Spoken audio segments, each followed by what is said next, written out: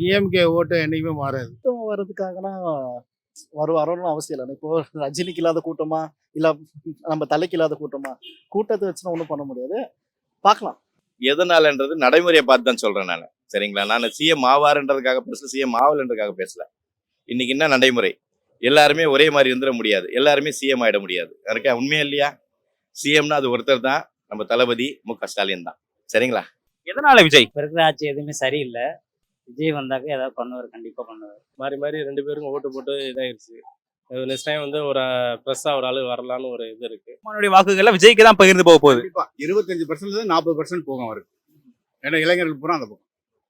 ஒரு அறிவு சார்ந்த மக்கள் வந்து கண்டிப்பா வந்து சீமானத்தையும் போடுவாங்க. சீமானுக்கு மேல விஜய் தான்.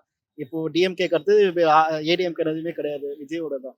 ஸோ ஸ்டாண்டர்டா அவர் மெயின்டைன் பண்ணுவார். மேபி இந்த டைம்லாம் நெக்ஸ்ட் 5 இயர்ஸ்க்கு அப்புறம் ஷுவரா விஜய் வரதுக்கான சான்ஸ்.